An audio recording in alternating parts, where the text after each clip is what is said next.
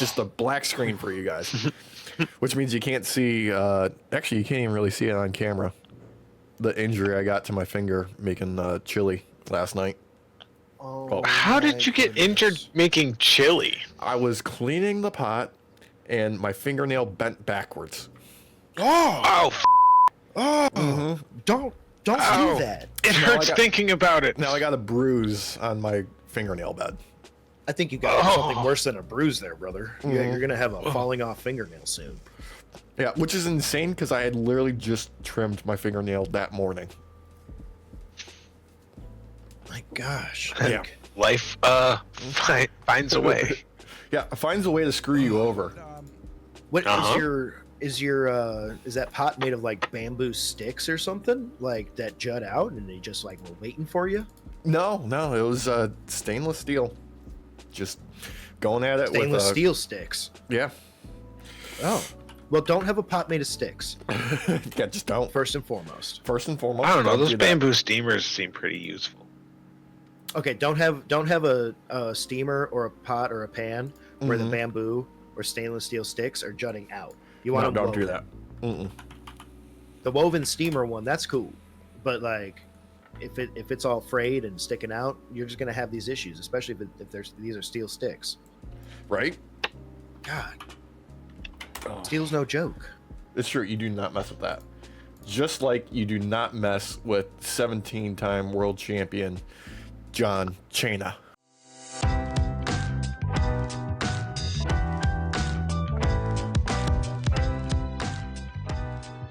Come on. Yeah. Give me something there. Yeah. You know what?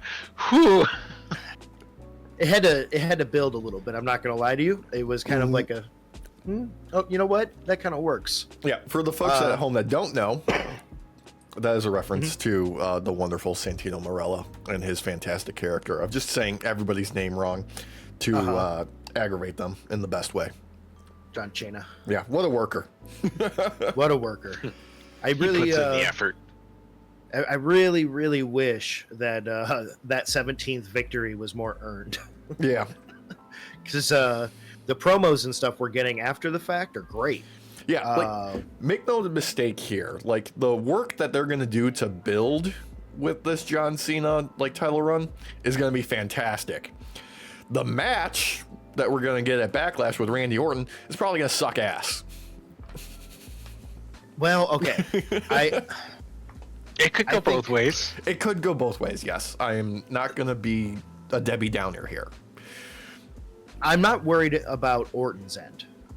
Let's just say that. I'm not worried about Orton's performance in that match. I think, given how we have seen him, even like just post-injury coming back, the dude's always in top fucking shape. There's a swear word that editing Derek's gonna have to find. Oh, dude, you've already he's got so much work ahead of him already. He's got to redeem himself after last week too. Yeah, he does. Yeah, you freaking idiot! You didn't ultra key out something. Like, come on, man.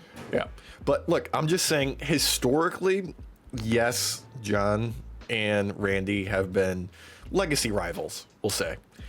Not known really for their matches. Not really known for their in-ring performances when it comes to these two.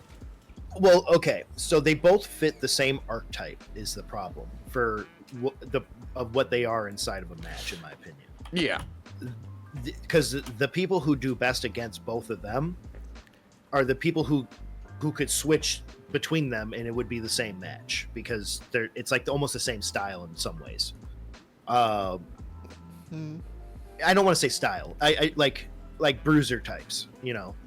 Well, I did see a wonderful take of kind of like a throwback for these two, where like back in the day, they had a match. Randy was champion, and he just straight up bitch slapped the ref to get disqualified and retain.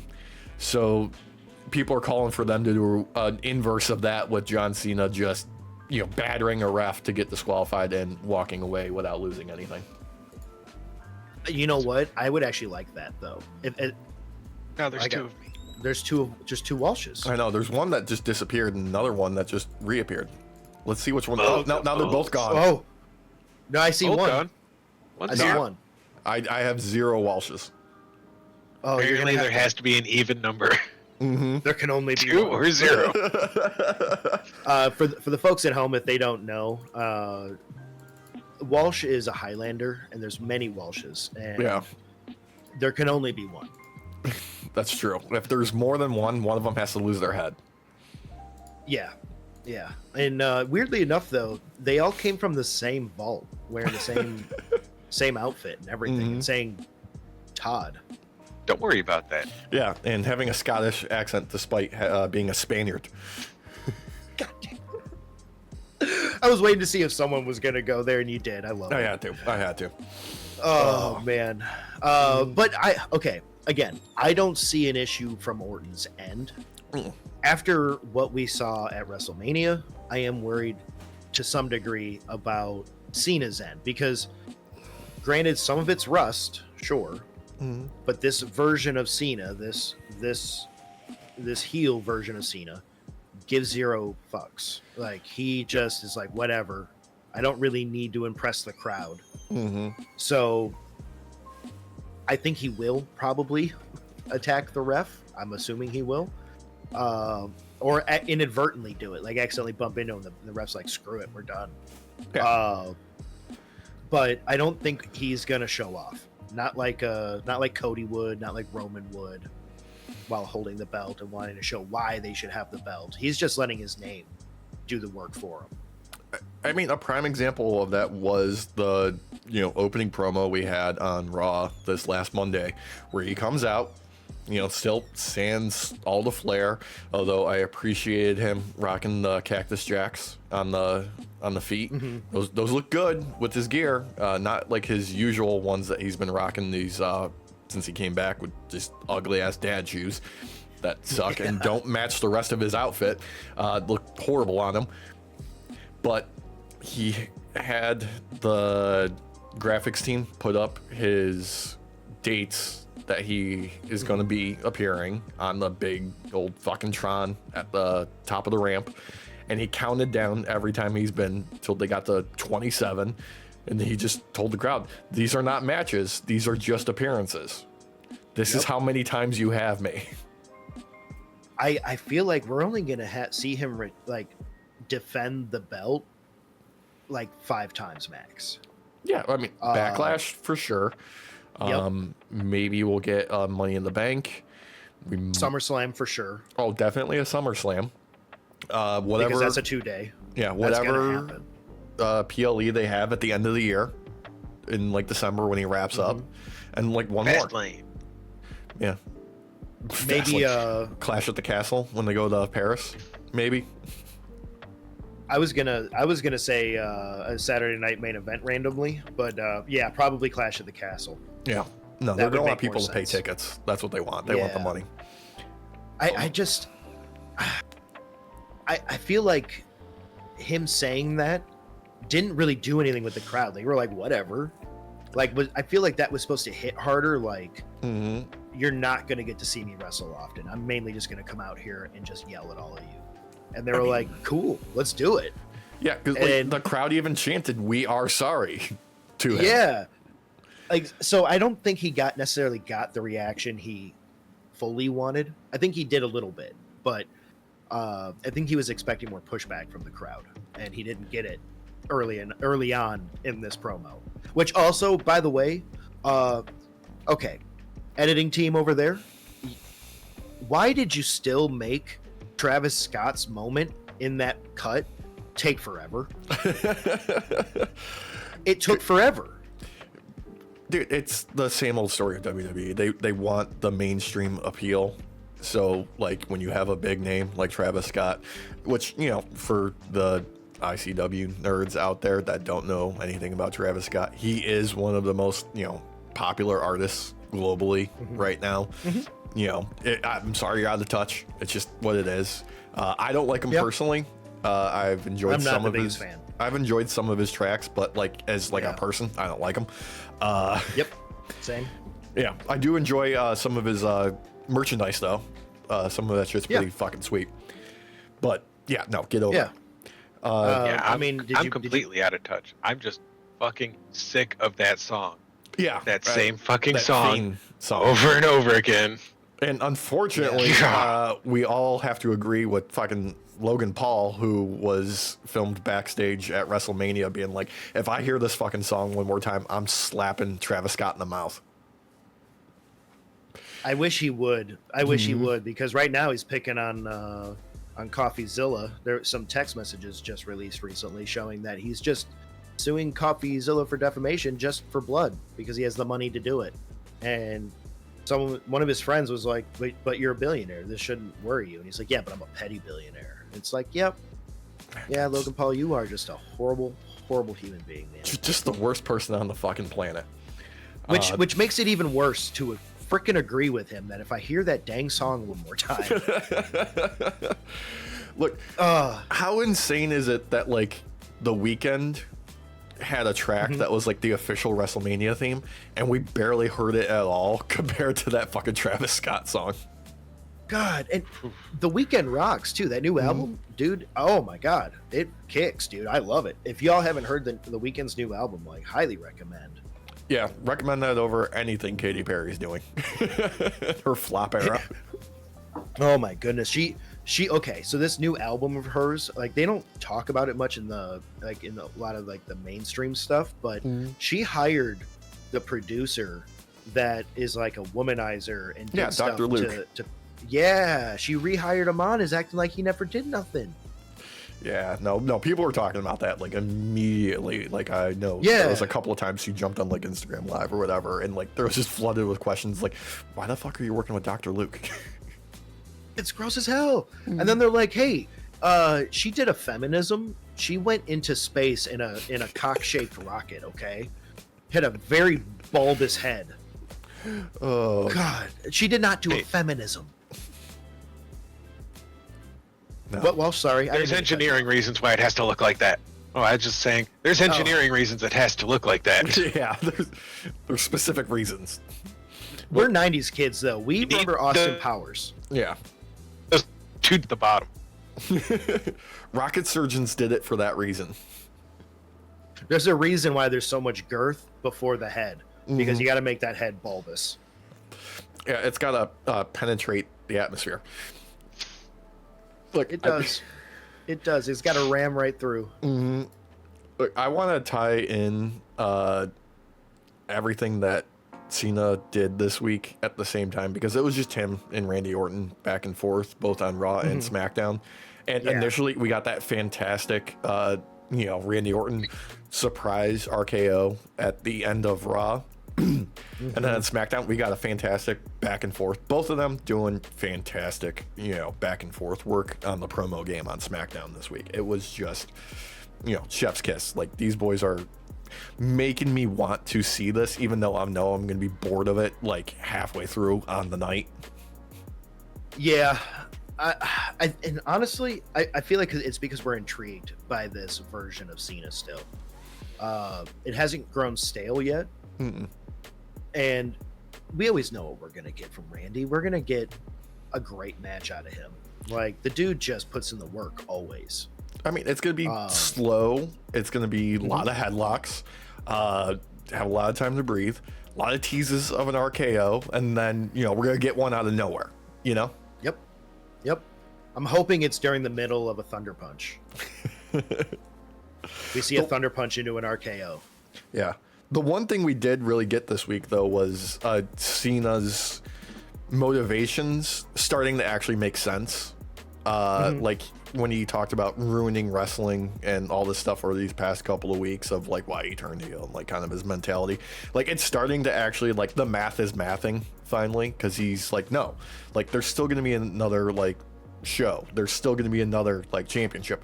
But this one, the legacy, this one ends with me. I'm taking it home. Like, that is what he's doing. Like, he is like, no, I am cementing my place in history by ending the lineage with me. Okay. I have thoughts. Because the way this went down brings me at least to the idea that what Cena is ultimately proposing is destroying the WWE. And having it not exist anymore because you can't get that belt. You might get a new belt from a new place, but your record's back to 1. Yeah. If he does somehow just actually destroy the WWE, if this is like somehow real and that's his entire plan is to topple the Empire, I'm for it. Screw it. Let its champion come back and destroy it. We get that in books all the time. Let it be real this time. Yeah. Like, this is actually like a fantastic angle that he's rolling with. I'm all here for it. And he's made it interesting, at least, you know? Like, well, you have to give credit though to Randy on this as well, because Randy talked very well on this moment too about how this empire, you know, has sustained families like his. He was born into this. Them two on this promo work with like for Raw and SmackDown, where we're getting like the full picture.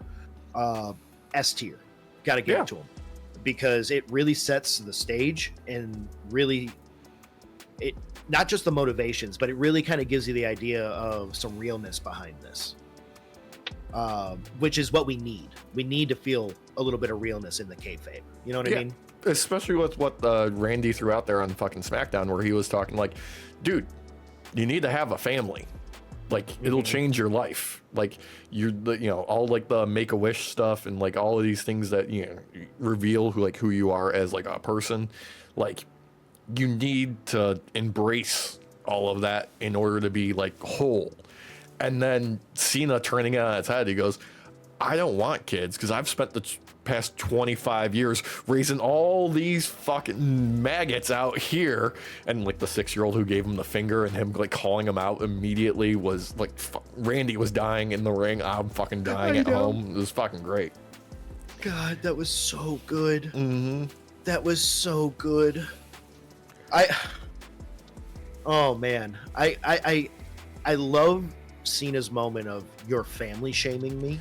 Mm-hmm. You're shaming me for not having a family. How dare you? Like, it's all working, you know? Like, it felt raw. It felt real. Like, you can see Randy's side where it's like, brother, I'm not trying to shame you. I'm trying just to get you to notice there are other things in your life that you might want or need and don't realize. Yeah. But it does come across as shaming him, though. So it fits. And it might be the tone that Randy tends to have, because it's always like just that slight little bit of cockiness about it. And like, I'm right. Like, but Randy throughout his career has been the wrestler who is like, his whole personality is like, I don't give a fuck. And now that he's like at this stage in his career, it works better than ever. Yeah. Like, both like, behind the scenes and like in front of the camera, it's like the nonchalantness of Randy Orton is just perfect for some reason. I don't get it. Like, it just works. Like, normally you want somebody who cares. Now, we are getting something very interesting with Cena of this mix of like heel and face tactics, because immediately Randy's like, no, I'm gonna fucking take the belt off you. And we got like the heel tactic of, you know, Cena rejecting the, you know, chance for a match to face one-on-one. But then we had the face tactic of being like, no, I want you at Backlash because I want you to rest up and I want you at your top peak form. I want you trained up and ready to go at 100%. Like, that's a face like attribute right there more than anything. Taking on the biggest challenge, you know?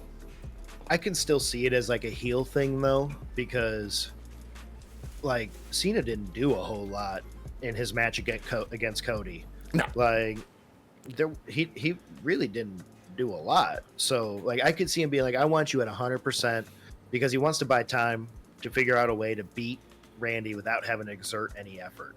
Oh, he's gonna fucking sneak attack him like next week or something like that. That's what's gonna happen. He's gonna try and injure him. That's what's gonna happen. That's what I'm expecting to. Yeah. What I'm hoping is we get a long-term feud between Randy and Cena, where it culminates with Randy actually taking the belt off of him. I would enjoy that.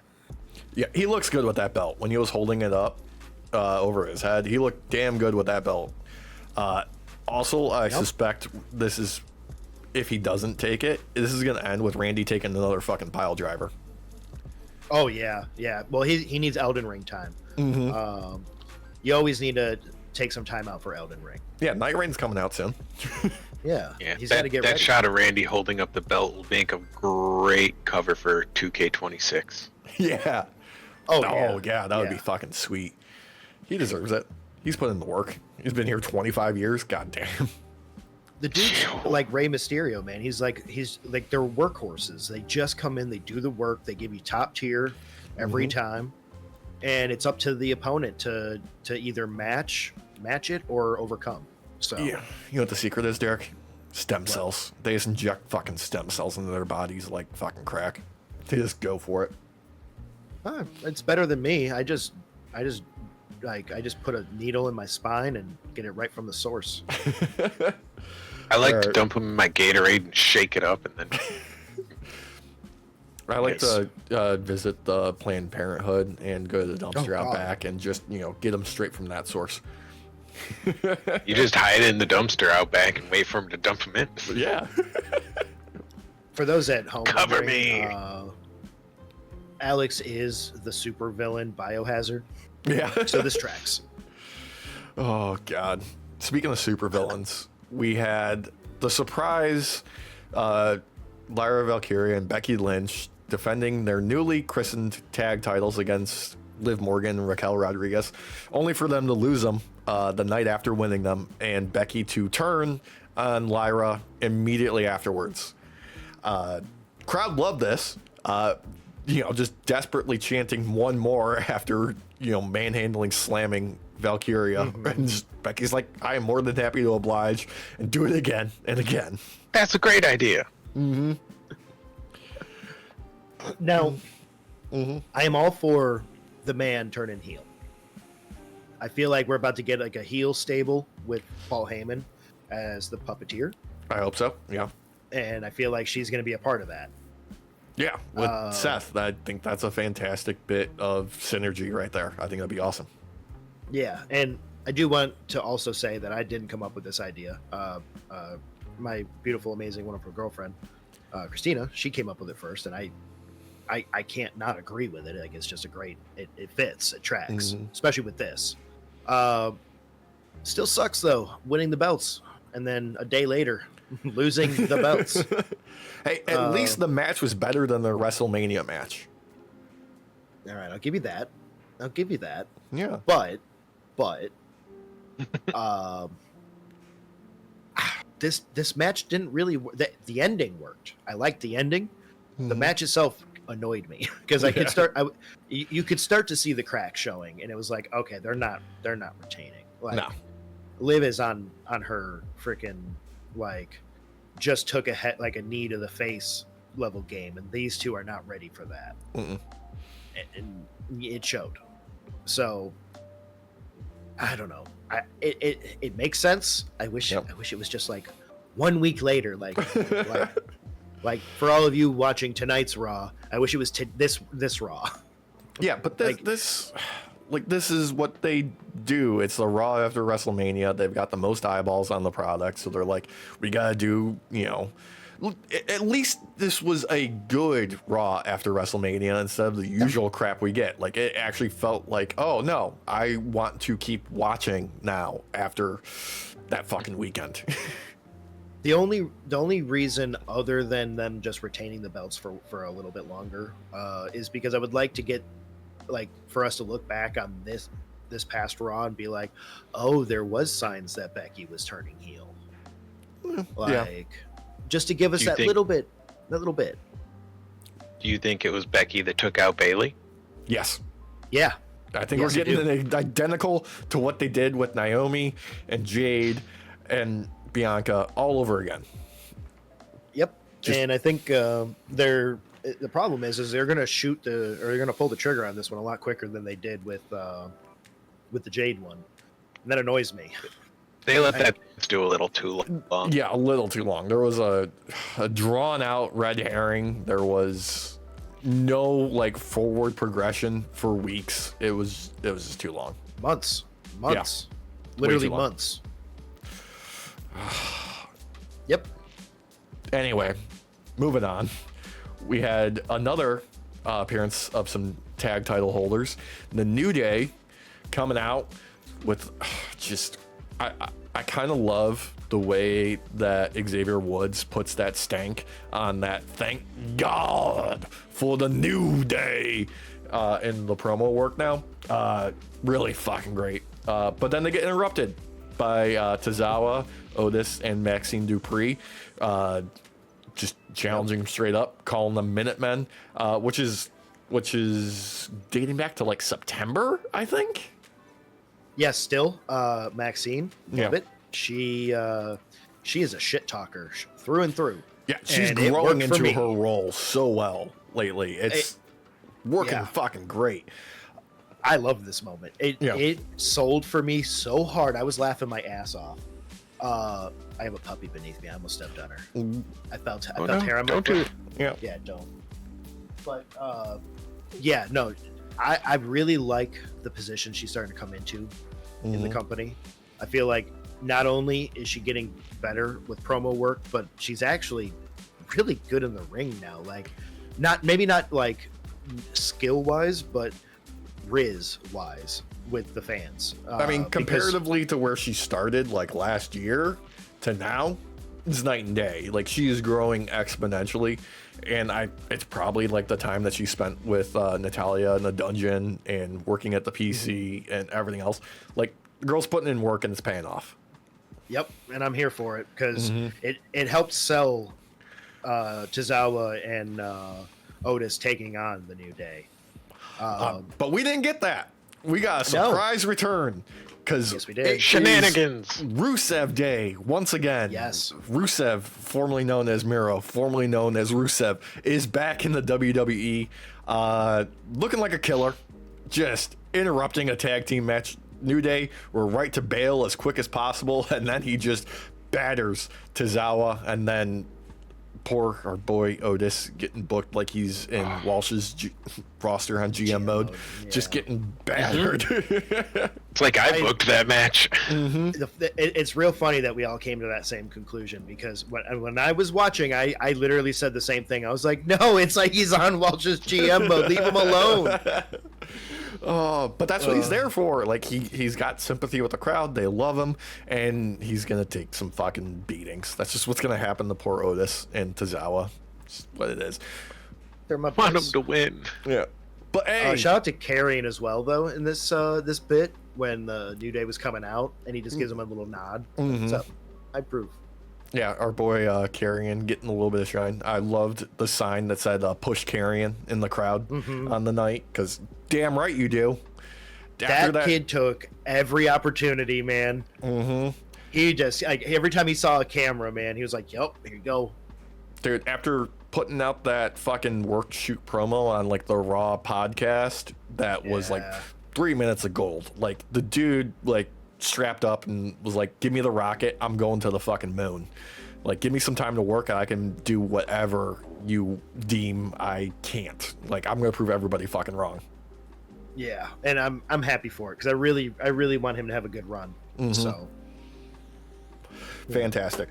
Speaking of fantastic, Io Sky comes out, gets her celebratory moment after retaining in a fantastic triple threat at WrestleMania, and you know, the crowd loves her. But then she's interrupted by NXT's Stephanie Vaquer, and what happens, Derek? We're getting an impromptu match, but no. Adam Pearce says, "Hang on a moment, ladies. Hang on. Yeah, we're gonna do it right now. Actually, yeah, let's make this happen. Everybody wants it. I want to see it." And what do? They put on a fucking banger because it's Io Sky. She can't have a terrible match anymore. It's not within her person. She just fucking It's rules. impossible. Stephanie Vaquer fucking rules. Right? yeah. So okay, I didn't know who Stephanie Vaquer really was. I'm not gonna lie, because I haven't been watching NXT for a bit. There's just so much wrestling; it's hard to keep up with it all. But she's great. Oh, yeah. Like, she's got Riz. I loved her like acknowledgement of Io's victory and like the stance that it takes. Like, she's the top of the mountain right now. But I also enjoyed the fact that it was like, yeah, you're the top of the mountain, which means I'm coming for you. Worked really great for me. I love the mix of like oh gosh, what's the D&D species with the horns and Tiefling. Tiefling. I was gonna let him keep keep struggling there, but yeah, okay. Thank you. Like this Tiefling meets Psylocke from the X-Men comics kind of look. It was great, and she's great on the mic, man, and she's a great wrestler too, because that dragon screw or dragon corkscrew she did on the corner. Oh my god! I really, for a moment, I was like, "Oh, Io's knee's just gone." Yeah, it's gone. Also, fucking dope to see two wrestlers from different backgrounds doing a little bit of promo work in their native languages, and still like the crowd is like, "Fuck yes, give us more."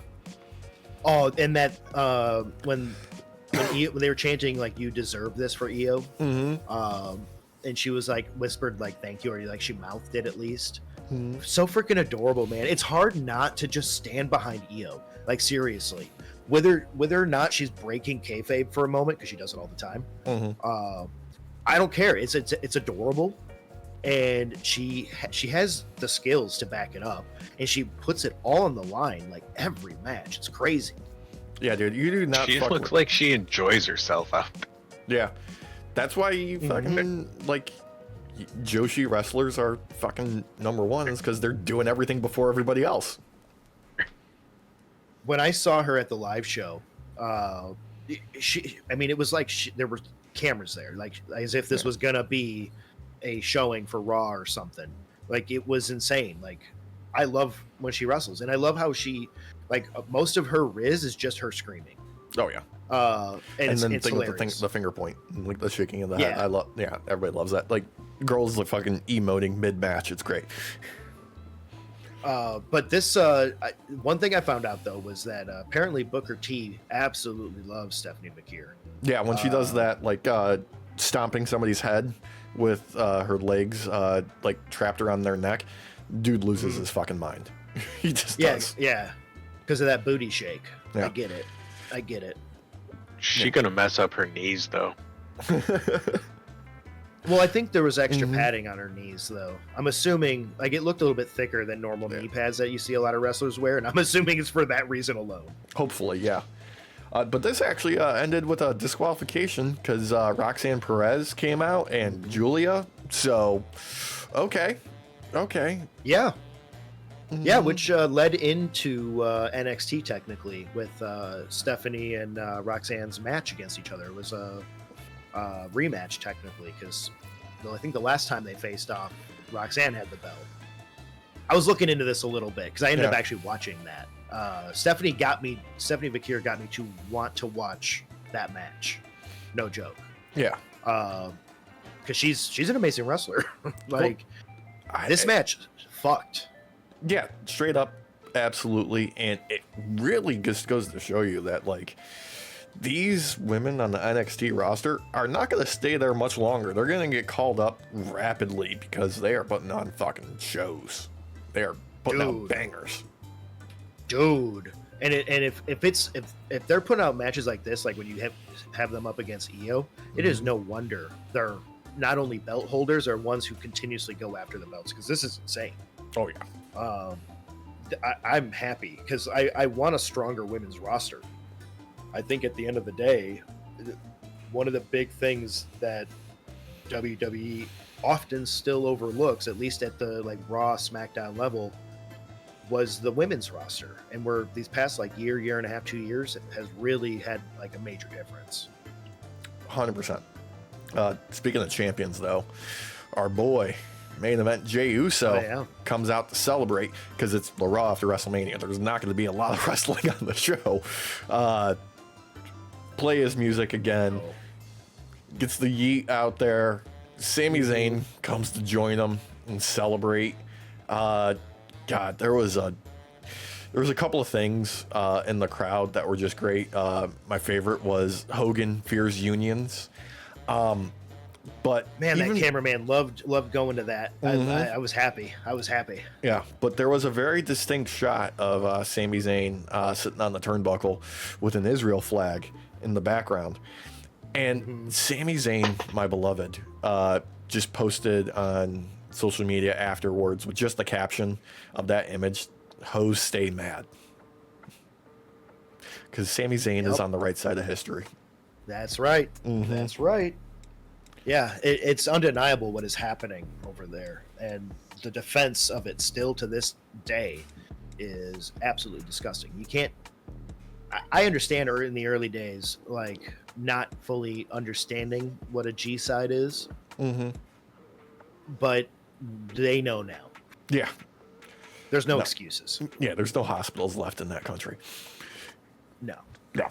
But I gotta say, Sammy's moment with Jay was very touching, and it actually almost brought tears to me when watching, because you could see Sammy actually tearing up. Yeah. He was genuinely, not even just kayfabe wise, just genuinely proud of Jay.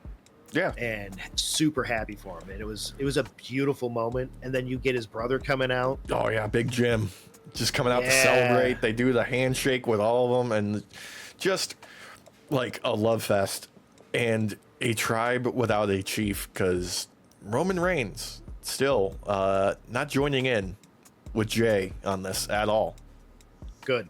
Yeah. Well, he's going to have to take it from Jay. Well, he's a bootlicker, so he cannot. he can stick to the island of relevancy. There is a bit of speculation that this is going to signal, just with the physical, chemistry between these gentlemen, that Sami Zayn might be the one to turn on Jay and challenge him for the title. Because there was a long pause there at one point. Wait, that might have been KO, actually. I was about to say, didn't Sammy say to him, like, if you take the belt off of him, I would love to have the honor of challenging you for it, or something like that? Or was that to KO with taking the belt off Cody? It was between one of the two. Yeah, I think it was KO. Was it KO? Okay. Yeah. Still, I think you're right that he will face off against Jay for the belt. I don't think it'll be a backstab. I think he'll ask him, because he's a brother. Yeah, I could see that. Either way, I don't think I think the backstab will come in the ring. Yeah. The problem is, like, I don't know if you can get this crowd to boo Sami Zayn without doing something incredibly transgressive at this point. He's just too loved. He would have to physically unalive either Jimmy. Well, probably Jimmy, because it's always Jimmy who's getting unalived. Jimmy right now, yeah. The dude is People are still going to cheer for Sammy. Yeah, I mean, it's hard not to. He comes out the ska music. How can you not love that? Yeah. Oh, it's my favorite entrance. I figured. Okay. Now, we came back from the break with Gunther just screaming at Michael Cole and Pat. And there was a moment where Michael Cole, like, stood on his feet and said, I'm not the one who tapped out. And Gunther ripped the headset and his glasses off, and there was a moment where just Michael Cole just, like, closed his eyes and accepted his fate. Like, he just was like, this is the end for me. I've had a good run. Yeah, I had a good run. Gunther slapping him around and throwing him into the chokehold, with Pat actually throwing a decent forearm at Gunther. Pat stood up for his buddy. He did. He understood that he was about to take a beating himself in some way. Yeah. And he got choked for real. He turned into a shade of purple I'd never seen before. Yeah. So we were watching at home, and I was like, he's actually being choked. Like, that's not fake. Yeah. Like, when someone gets choked, they don't just turn like a little bit of red. They start turning purple. And, Yeah. And Pat hit purple. I was like, oh, that's real. That's real. That's not kayfabe. That's real. Yeah. His coughing and everything, that is exactly what happens to someone who has never been choked like that recently or ever, is then reacting. I was afraid he was going to throw up, and he almost did a few times. God, it woke something in Cole, man. Yeah, it did. The dad energy that exuded from Cole after that was insane, and he leaned into it hard. Yeah, there was All also, night. Yeah, there was a fantastic touch there with Pat's cronies being at ringside, jumping the barricade, and just looking like just a goon squad, right? Like they were just there, like trying to make anything happen, looking like just fans had jumped the barricade because nobody knows who the fuck these guys are. Yes. Oh, thank you, because I was literally just about to say to you, I thought they were fans because this hit a moment, this spot hit a moment where it didn't feel like this was meant to happen. This started to feel actually real for a little bit, and seeing those guys jump out, I kept saying to Christina, I was like, are those fans? Like, what is happening? Like, this is insane. And then she goes, doesn't Pat have like a crew? And I was like, oh yeah, Ty. I bet Ty's in there. I bet my little baby Blue with the mullets in there. And his fucking wolf shirt. Yeah. Oh god. No, like this fucking great angle, right? Because Gunther looks fucking mean as fuck, but also like people are gonna love him because there's a good contingent of fans that just fucking hate Pat, but the crowd loves Pat because they don't hear him when they're at the show saying out of pocket shit. But fucking great threatening build for Gunther, like not losing any like bit of his like character, Well, and I think this will lead into him maybe challenging Cena now at this point and being like, screw it. You know what? I'm going after the top belt. Yeah. Like, why not? He deserves it. And not only that, he could easily portray himself as the savior of the WWE by taking out Cena. Like, that angle of it. Yeah. Like, you need to love me. What I'm doing is for you. Yeah. He can portray that like delusional heel in a fantastic way because like it suits his character. Like he's like, I am here because I love this sport, Yep. And I'm not going to let anything, come between me and that top prize that I have not held yet. Exactly. And I could see him wearing that belt, man. Mm-hmm. It'd look good on him. It would look good on him. Heel champs can be real fun. This version of a heel champ that we're getting with Cena is a little bit different just because he wants to do something different. Yeah. But Gunther would be like a classic heel champ because he couldn't help himself. Like, he'd be the type to use the Money in the Bank briefcase right after Randy wins it. He would. That's such a good call. Damn. He should win it on the night of Money in the Bank, immediately after the match, like holding the briefcase, getting interviewed by like Kathy Kelly or whoever, and being like, I'm cashing in tonight. I am cashing in tonight and taking that belt. Or like the champs being interviewed in the back, and Gunther drags a ref with him, slams the briefcase into the champ's face, hands the briefcase to the ref, and then starts brawling him there in the backstage, and then takes him out. Yeah, then uses the ref ring to beat him up. Yeah. Like the tables in GM mode. Yeah. Oh god. That maneuver where you're holding the person and you slam them into the wall. Just keep doing that with them. Oh, I'd be all for that. God. I'm excited about this. I am. It awoke something in Cole. Like Cole's energy went from like calm, fun, like let's joke around to you like 20 minutes after this happened, he hurt my friend. Yeah. This is not something you do. This is not ethical. And I will take him out. And I was like, damn, Cole, like calm down, brother. Like, I want more of this. I kind of liked the dynamic that they did after this because Joe Tessitore like subs in for Pat. And I liked this setup for the announce team with Tessitore being like the play-by-play guy and Michael Cole turning and shifting to like color. And it's a more interesting dynamic that we haven't really seen too much of. Well, you got to give credit to Joe. He definitely gave that. I just got home, got a phone call, and was told I need to come in, and I got here in 10 minutes kind of vibe. Yeah. Sleeves, like shirt untucked, No coat tie. not on, no Didn't tie. have the jacket on. Yeah, showing Right. a lot of chest because he's got it unbuttoned. You know, Uh-huh.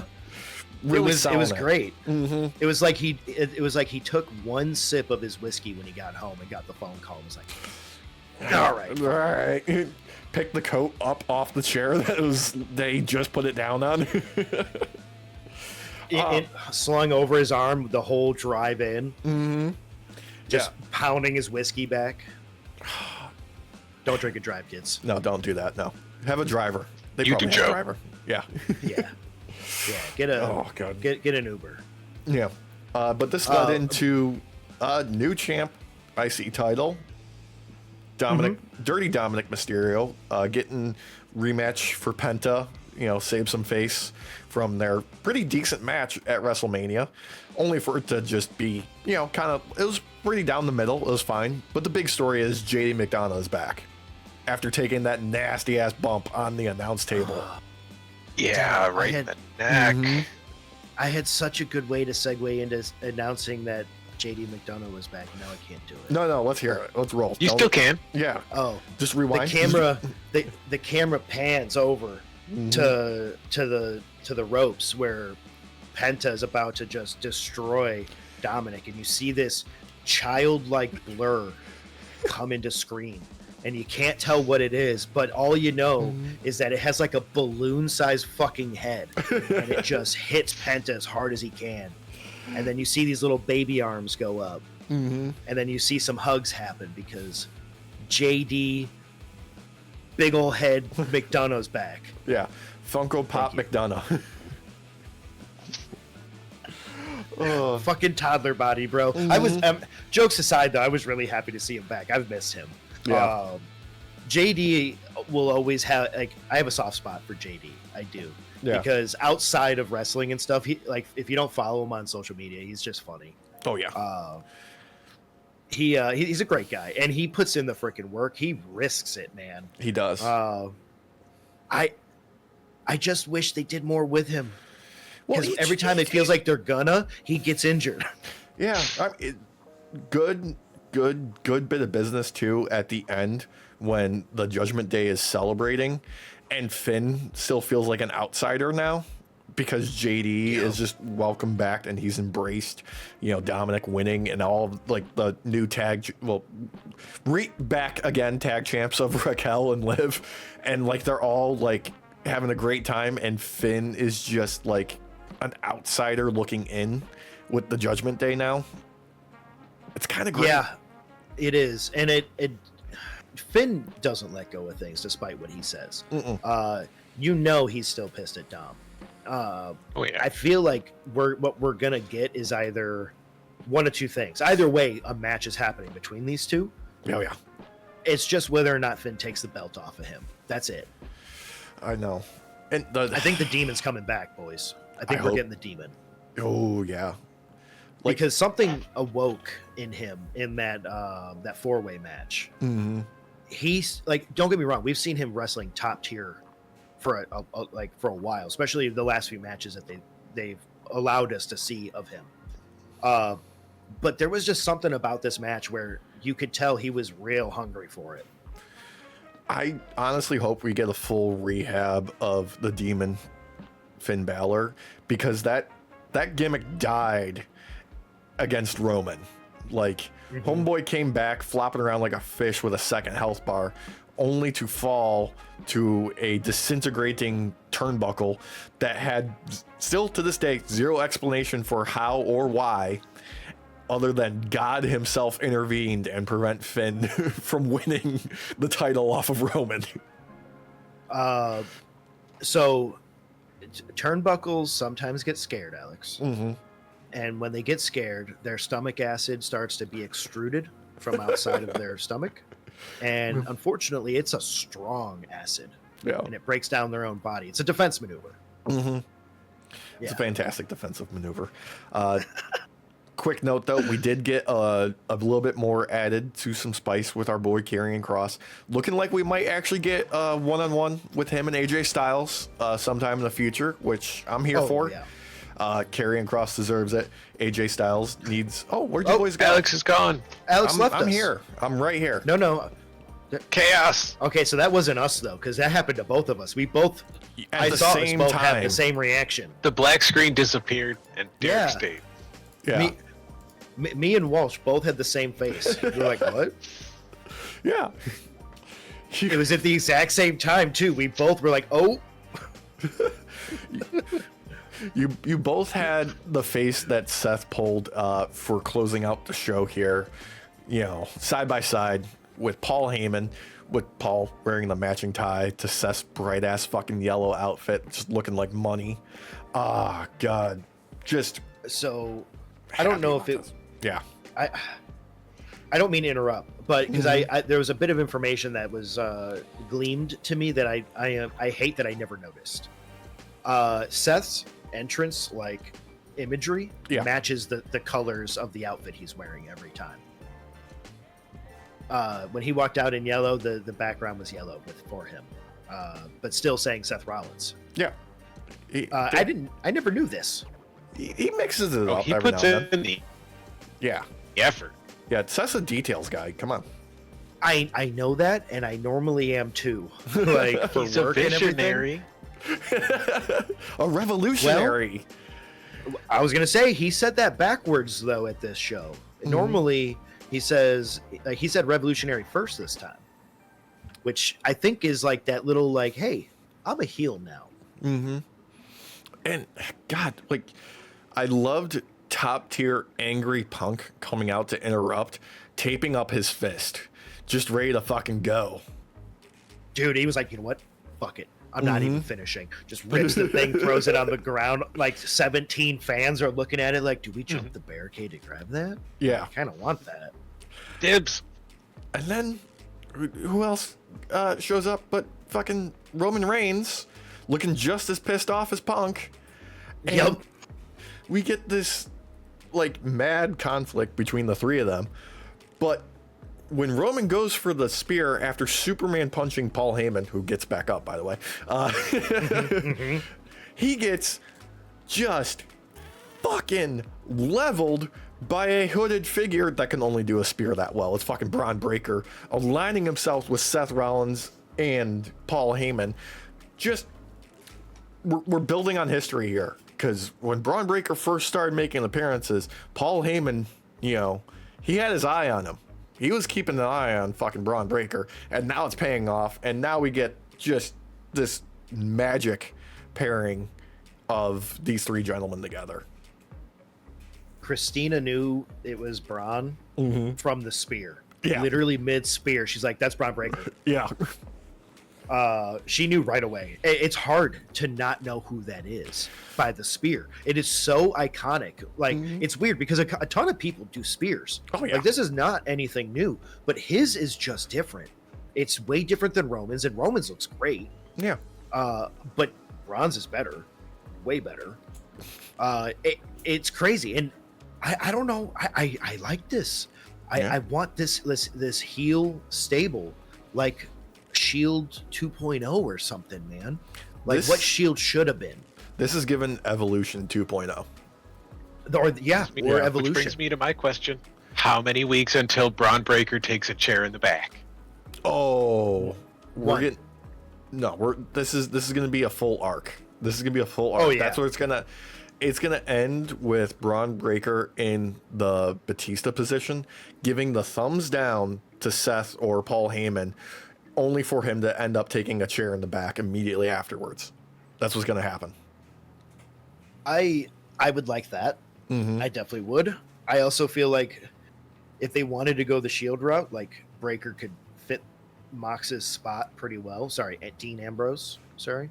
No, Mox. No, that's technically Mox. it's canon. It's canon now. Yeah. It's Mox. They said it. Mm-hmm.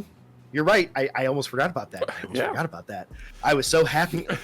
We had talked about this together when we were all talking the other day, and I was like, they said Mox. Yeah. I'm happy. I'm excited for this this heel stable that's going to be made. Again, I expect Becky to be a part of it. There's no way. There's just no way she wouldn't be. They need someone from the women's division to be on this team. Yeah. It just has to happen. I mean, there's been allusions to like more mixed like factions like this, and I just keep doing it.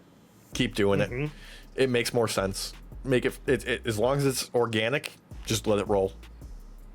Well, and this might give Judgment Day something to do again. Yes. As a team. So if they're not going to destroy the Judgment Day yet, this is a way to keep it going. Yeah. So Now, we'll get to Dynamite later because I want to get right into SmackDown because another like fantastic week for SmackDown, right? yeah. We had the Cena and Randy, face to face, right on, fucking dope, and then we got first match of the night. Surprise, Fraxium's here. Hey Walsh, who the fuck's Nathan Frazier? He's an NXT Tag Champ with Axiom, and they're taking Captain on No Los Bumps. Garza. Yeah. Berto and Angel, and motherfuckers, these guys were, pedal to the floor, just fucking go for this match, and it ruled. It just did. Yeah. That fall out of the ring that Axiom had was nasty looking. Didn't think he was going to get back up. I'm not gonna lie. I was like, oh, he's done forever. Yeah. Captain No Bumps took the bump finally, and it was a nasty one. Yeah. Oh god. But they were great out there, man. They honestly remind me of a young Motor City Machine Guns, if I could speak. The way that they work together, it's like back in the day. Like, obviously, Motor City Machine Guns still is amazing. Yeah. But the energy that these boys have, off the wall. Yeah, like I am amazed with just how fast this match moved, and none of them looked gassed by the end of it at all. They looked like they could go another 20 minutes, no problem. It was great. And not only that, I was really happy to see Los Garzas like really shine again, because the last match they didn't really get to shine that much. And with this one, don't get me wrong. They were putting over Fraxium, the team. Yeah. Because they're likely going to come into as one of the teams coming into WWE soon. Because it just makes sense after this showing. Dude, But it makes sense after Nathan Frazier did that running kick to the corner that looked like he took Berto's fucking head off. Dude, That thing looked nasty as fuck. Berto sold the shit out of that. They all looked like they were having tons of fun in the ring. I was just glad both actually shined from this. Yeah. But obviously Fraxium looked the best out there. Absolutely. And they should on their debut. Like, that's just how it should play out. Yeah. I goddamn. This match, it was a quick one, not just in speed, but overall, and it hit all the notes. It did. This was like having a 3-course meal in one pill-shaped form. Yeah. Or gum. Here we go. Yeah, just one of those things from Willy Wonka where it's an entire meal in a single piece of candy. Yeah. Walsh, did you watch this match? I did not. Oh, Wait, dude. Did I? You gotta. Why do I think I saw it? There's another match that you should watch ahead of this, even more so, but we'll get to that. Yeah, but this one, dude, definitely watch. This was so good. Yeah. Speaking of just, like, what the fuck? We're doing more stuff. Tiffany Stratton, surprise, Jade Cargill wants a shot at the title, and they do it right then and there. Like, Yeah. we're not letting up. We're going to keep going. They need a little bit more time working together because chemistry is a little bit off. But still, like, great showing of power for both of them as far as, like, no, we're going to show what we do and do it well. Unfortunately, this ended in a fucking DQ, fuck you finish. But it's Naomi not giving up on getting some retribution against Jade for whatever reason. But then Nia shows up and it's just like, I'm going to lay out Tiffy too. So that's a thing that happened. Okay. All right. Even though the chemistry between Tiffy and Jade was a little off. Yeah. It still worked really well, where I could see if they got to face off a few more times against each other, we could get some pretty amazing matches from these two facing off. Yeah, I will say the big spots that they had for this match totally fucking worked. Like, Yeah. that Tiffy doing the cartwheel and Jade picking her up for the power bomb, perfect. No notes. Yep. Superplex, fucking dope.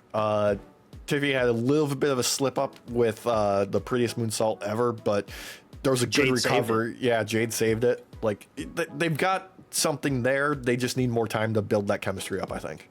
Yeah, because like with that one, Tiffy almost slipped off the top of the rope, which she's almost done a couple other times.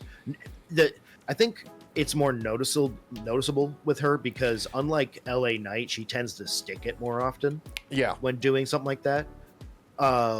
Unfortunately, that Jade saved against it and rolled out of the way.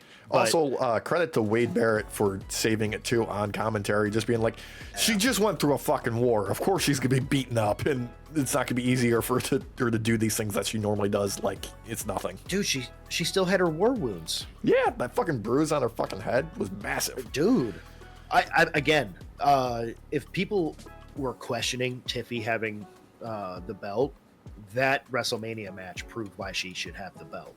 Oh yeah, this was just dessert at this point. Maybe like a sorbet, just to kind of cleanse your palate a little bit. Yeah. I wish, goddamn, do I wish they stopped with Naomi with the interference, man, because that part worked for me. Yeah, this would have been an A for me, despite the DQ. Because obviously Naomi's beef with Jade is not over yet. It still makes narrative sense. Yes. What doesn't is Nia.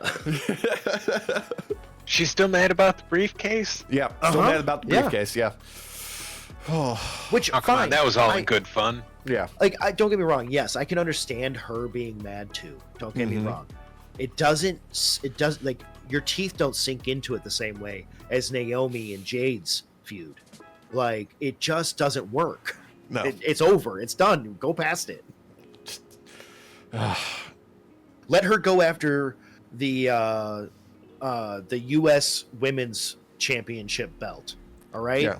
Because I'm done, Alex. I am done defending that belt. Well, before we get to that, though, we have the men's U.S. title. Because Jacob Fatu and Solo came out to celebrate. And I mixed up the two. Yeah. And goddamn, Solo just trying to take all the credit for everything. And Jacob Fatu rightfully being like, nah, dude, this is me. Just gassing himself up. Fucking being his own hype man. Fucking ruled. But LA Knight comes out to rain on his parade being like, I want my rematch. And I want it right now. Jacob Fatu being fucking the money man that he is. It's like, all right, let's go, bet. But Drew McIntyre's like, fuck all y'all.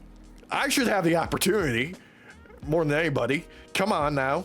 And all this is like, all right, we'll have a number one contenders match. You guys fucking sort it out and we'll deal with this later. So, technically speaking, doesn't LA Knight, shouldn't he still get his rematch? Like, he earned it. It's part of the clause. It's the rematch clause. Derek, this is WWE. The rules are arbitrary. It's whatever suits the narrative that we want to create for the night. God. But So, go ahead. I was going to say, how good is it having LA Knight and Drew McIntyre facing off on the mic with each other?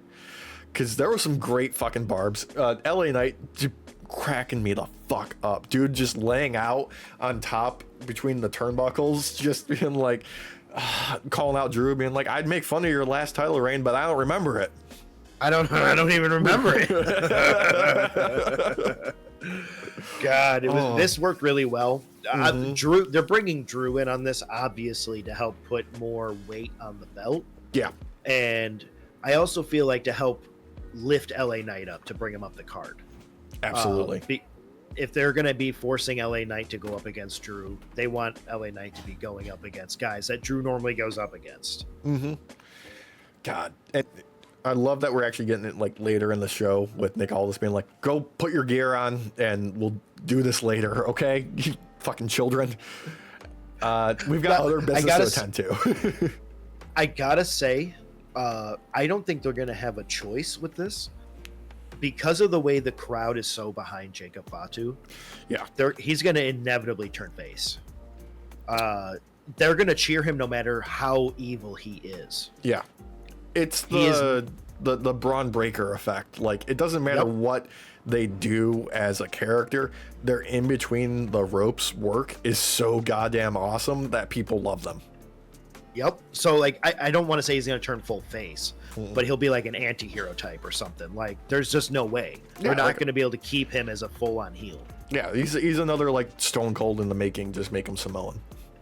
Oh, and I fucking love it, too, because when they showed him off coming into the stadium, the arena, for the day, coming in with was it Solo with him then too? Or was Solo was with him. Okay, it was. Yeah. God damn, does he look good with that belt, man? Yeah. Like, it just makes sense watching him walk into the arena for the day with the belt. Like, we're in a new era. Yeah, wearing it around his neck too, like it's a goddamn face guard. Like, it's a good look for him. It just does. It works. Did y'all see that image of him holding it in his mouth? Like, what's his face? Oh my god, I already forgot his name. Was it Samu? I almost said Samu. I don't remember. Someone used to hold it in their mouth. Was it Meng? Or as he's probably now known as Haku? Was that him? Yeah, I think it might have been him. Yeah, but it was Keep a it in the callback. family. Yeah. Yeah, but it was a callback and it was nice. Yeah. But to what you alluded to earlier, we had Chelsea Green, who was left off the WrestleMania card, facing off against Zelina Vega for Chelsea's women's U.S. title. And, I mean, great performance for both of them. But just didn't have a lot to go on. And Chelsea Green is no longer the president of WWE. You'll be missed, man. Yeah. Good night for Zelina Vega, though. Honestly, good night for both of them. We always talked about how Chelsea was probably an interim champ, and this kind of rings true now. Yeah. But she wasn't an interim champ that's forgettable, though. That's what I really am happy about. Like, she definitely set the standard for a women's U.S. champ. She did a great job being the first one with this belt. I loved her time. Obviously, I've been behind her for a long time now, but this match slapped for both of them. I think walking away even without the belt, Chelsea looks a lot better after this match because she really proved she could take a beating. Yeah, and now she should move farther up the card. Just what should happen, because she's made the most out of everything they've ever given her, and time again she has proved, like, no, I'm here for a reason. Let's roll. Let's do more. Like, give me whatever you want. I will make it must watch.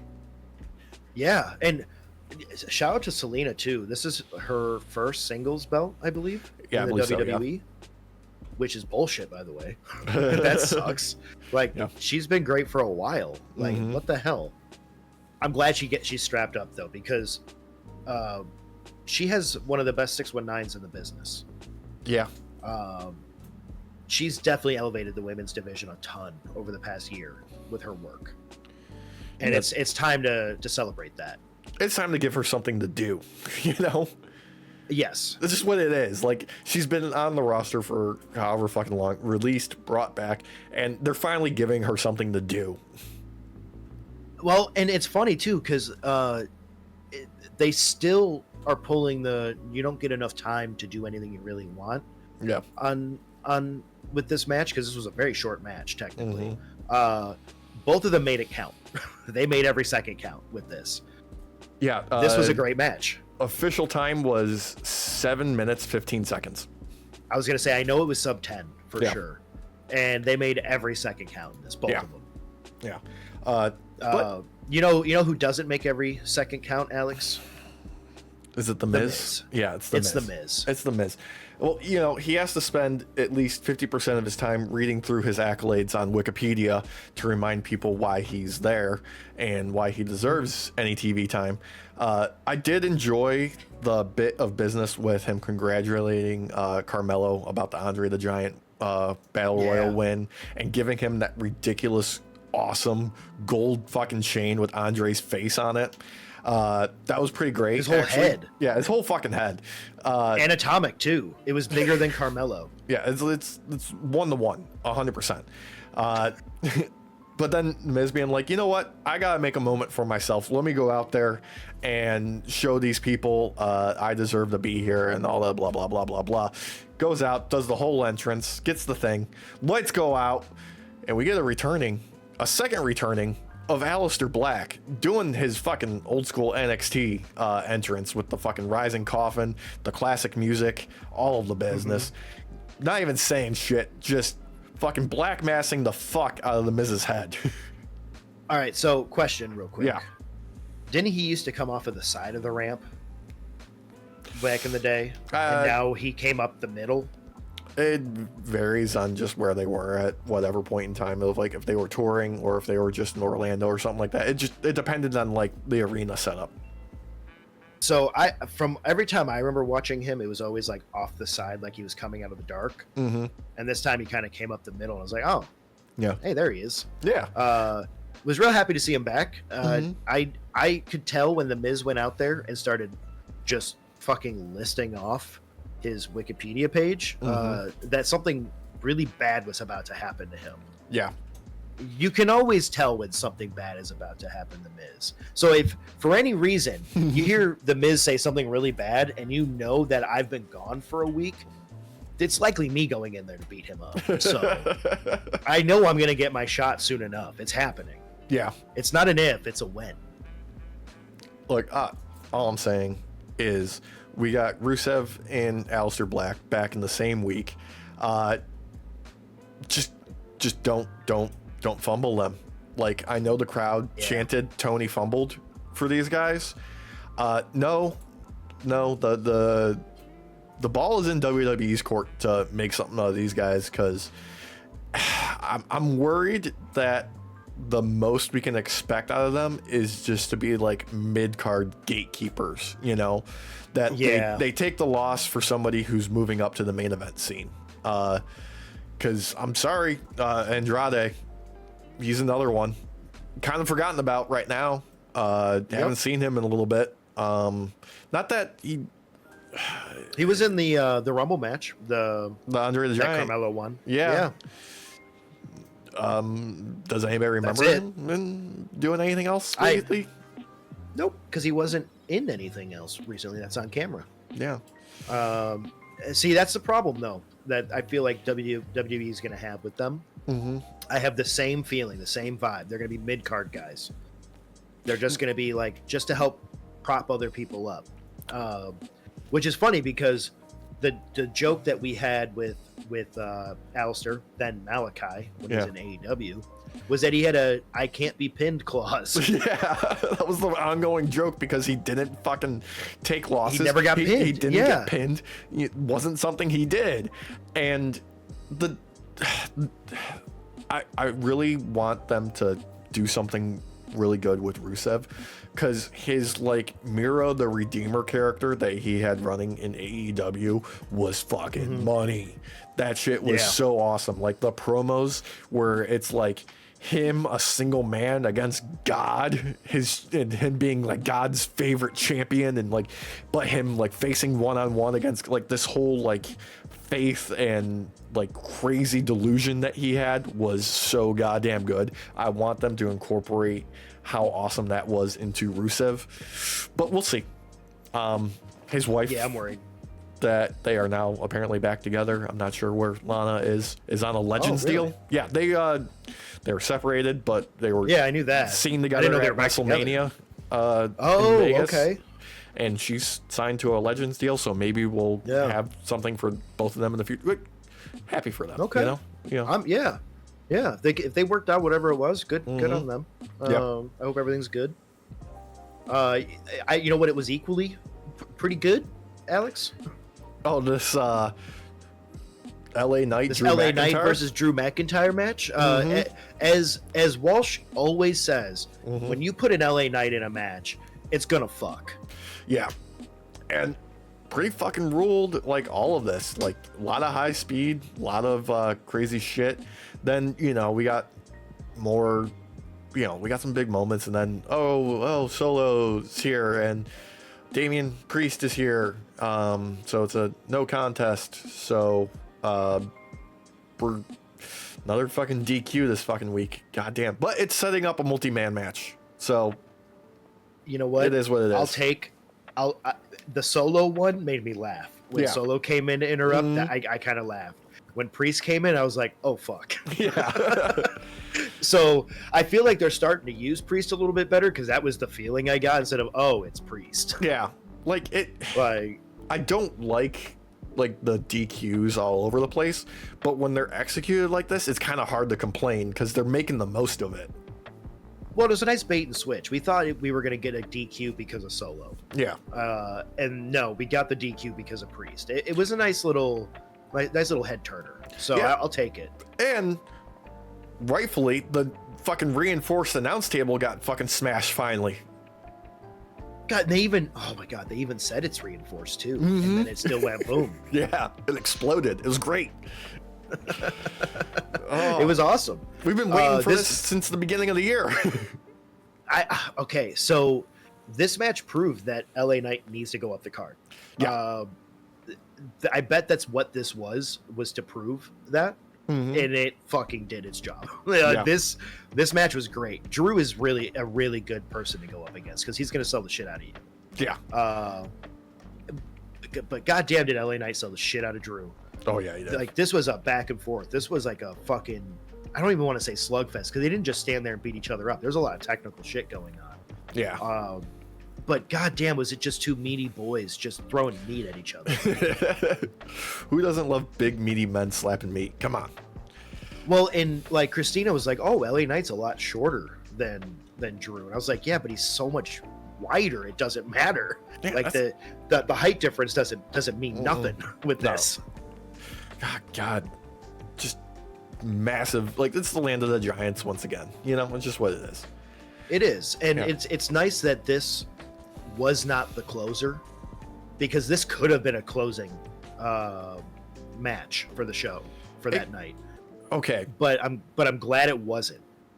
See, I'm gonna generally disagree with that, because the main event should have been at fucking WrestleMania, because it was a TLC match with the Street Profits, DIY, and Motor City Machine Guns just tearing the fucking house down.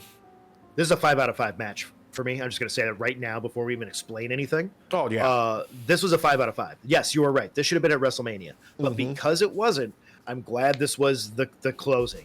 Because we've said multiple times now tonight, or me especially, saying that a match fucked. This match fucked. Yeah. This match fucked the fuck. This match fucked like Sting back in the 90s. Oh, the my singer God. Sting, not the wrestler Sting. Oh, yeah. Police. yeah. Of the police. Yeah. Everybody was on their A game. Even a beardless Ciampa. Yeah. Oh, man. I saw that photo of that blood in the beard and like him having to shave it to get those. Oh, man. Hey, you know what? It just goes to show you that he's surprisingly a good looking dude. God, it's so jarring though seeing him without it though. Right? Like he's a different person. 100%. Like legit a different person. It's Clark Kent and Superman. Yeah, he doesn't look as scary now. No. It's off-putting actually. Like I was like, oh, like I feel like I could go up to that man and tell him I have an issue, and he'd be like, "Come here, little kid, let me help you." Yeah. Like bearded Ciampa though, I would be afraid to ask him for help. Yeah. I gotta say, I don't think there was like anybody here who you could say was lacking, or anybody here who got like the better of anybody, because they all looked fucking amazing. The fucking chair spots were insane. Like, was it Shelly who was trapped in one standing up, and then he took a hit from another chair and just spun From around? Gargano. Yeah, it just Gargano's- spun the fuck around. Dude, he slapped the shit out of that. I was surprised that no damage happened to Shelly's face. Yeah. He hit it so hard that it didn't like wobble back and forth as it spun. It just held clean and just fucking spun. It did like 6. It was insane.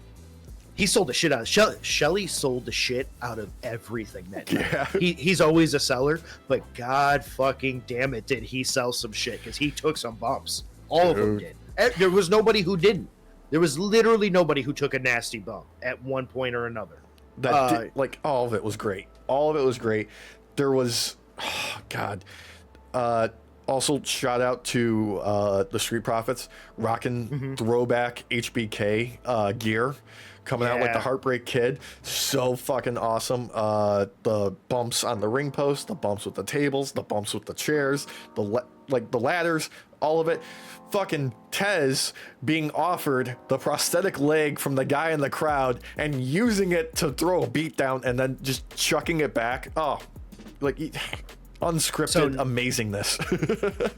Knowing quite a few different amputees, I can tell you that it was a surprise no one threw up when getting hit by that thing, because those things stink. The cup for the ball of your like your knee or whatever tends to stink real bad from sweat. Yeah. So like, remember, boys, growing up when people just didn't wash their gym outfits for gym like all year, and you could smell their locker. Yeah. That. Yeah, when they take the shirt out at the end and hit it against the locker and it would just shatter in pieces. Yeah, like that. Yeah. But just like that. I have to say, Dawkins, out of anyone, took some of the most craziest bumps that stood out to me. The most. Derek, Ciampa is the one that took the spear from Dawkins through the table when he was hanging, suspended by the belts. I know. But who went through the table first, Alex? It was Dawkins. It was Dawkins. Yep. His knees were hit the table second. Dawkins' dick hit the table first.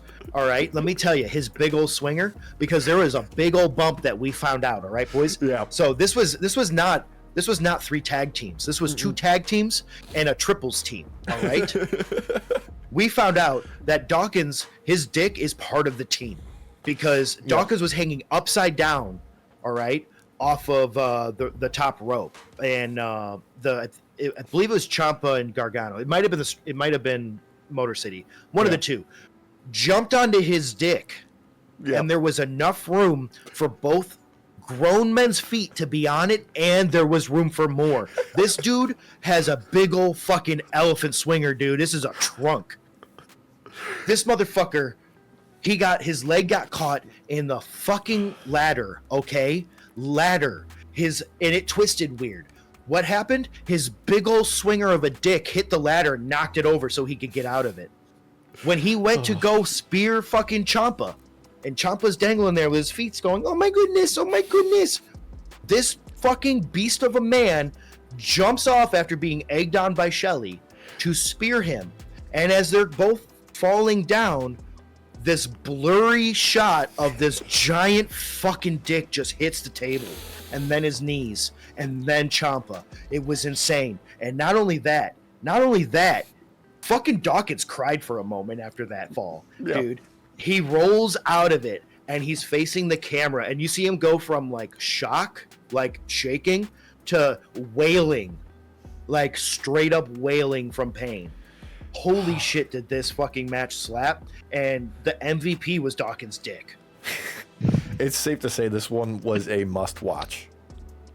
Dude, this was literally a perfect match. Perfect. Like, there was no bad spots. Fucking Gargano took the chair spot with the 2 chairs facing in when they were going to do it to Dawkins. Now, granted, he hit it in a way where he got to slide off, so a lot of the inertia didn't make him slam like directly on top. Yeah. That doesn't take away how nasty that fucking looked. Dude, fucking Tez. Oh my god, I keep forgetting. Fucking Tez. Tez literally goes like fucking Ciampa fucking jumps off of the top rope onto the ladder that's laying flat in the air, suspended. Ciampa's the one who looked like he got more pain somehow. I don't know how, because Tez died. Tez was dead for like 3 seconds, and then his heart started beating again. You can literally see it where he died, and he hits, and then collapses and hits the floor. There's a dead man on the ground there for like 3 seconds, and then his heart starts pumping again. It was crazy. This match fucked so hard. So fucking hard. How is this not at WrestleMania, you fucks? This was the SmackDown like tag division rebuilding these past several months to a massive payoff. Dude. Like, they have made the tag team division mean something again after months of just putting in the fucking work. And now we get a ridiculously gimmicked up triple threat TLC match that just fucking delivers on every fucking metric. Dude, Edge, Christian, the Hardy Boys, the Dudley Boys, they would all be so... They must be so proud. They must have seen this match. There's no way. This was insane. And it's been 5 years since they've done a tag team TLC match, they were saying. Yeah. I believe that's accurate, actually. Yeah, it was or about 5 years. I don't know. This match fucked so hard. Like, if you have not seen this match, you need to see this match. You need to sit down while you see this match. Don't be standing. Like, you're gonna brick up so hard. You're gonna lose all blood to your head. And you're gonna have to sit down. So you might as well preemptively sit. Yeah, that's a good idea to do that. Actually, that's a medical recommendation. I'm still fucking bricked up. I've gone longer than 4 hours, boys. I probably should see a doctor. But you know what?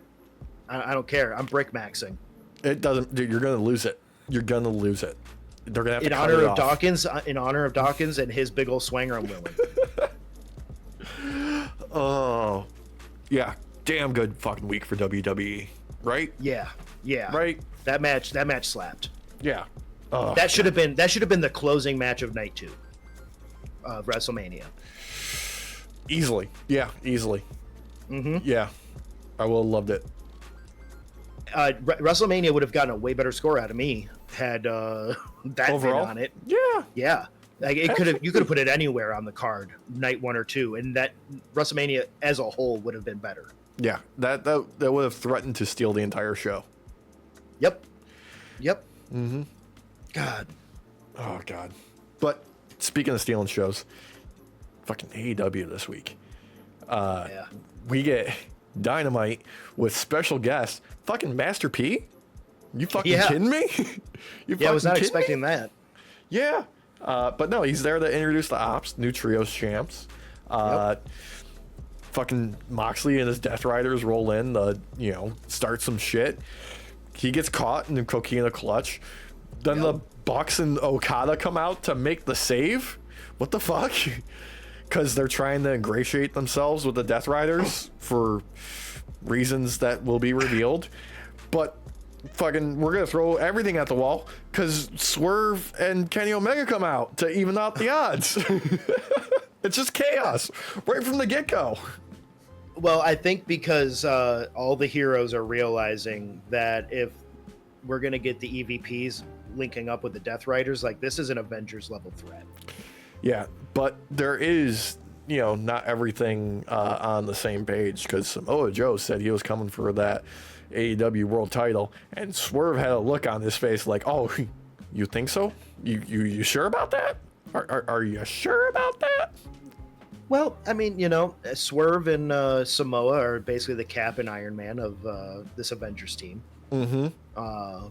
You've got one who already leads troops into battle, Samoa. Yep. And you have an arrogant man who can back it up, Swerve. Yeah.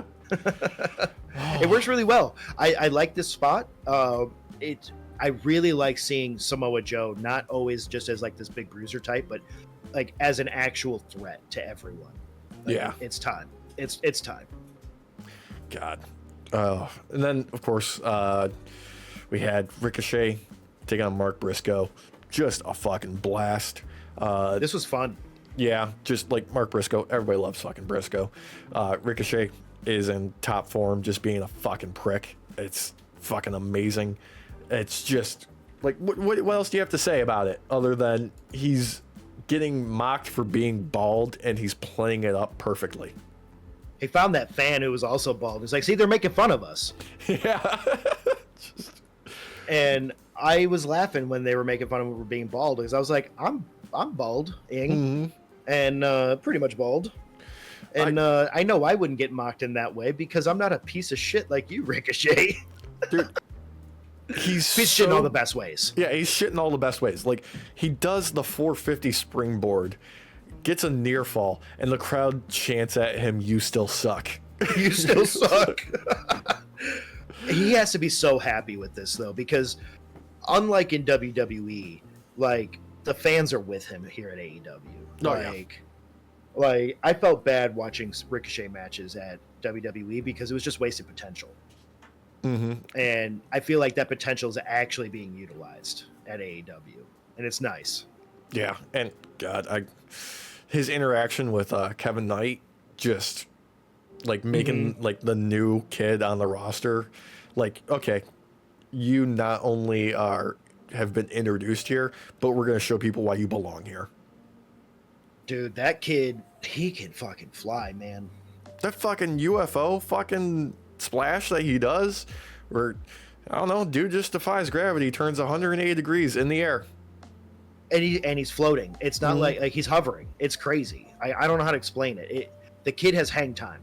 Yeah. He jumped over the rope in that match the week prior where he was teamed up with Ospreay. Yeah. And the kid was like in the air for 8 seconds, it felt like. It was probably only 2. But the hang time was insane. Yeah. He's going places. Let me tell you, he's going places. And it's only up from here. Mm-hmm. I just hope he stops drinking the fizzy pop before he hits the fan. You got belch. Get it out. Come back down.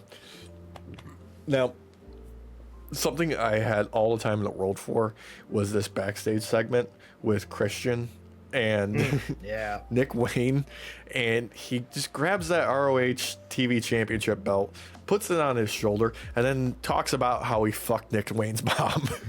Just like to his face, being like, "I'm better than you and I fucked your mom, dude.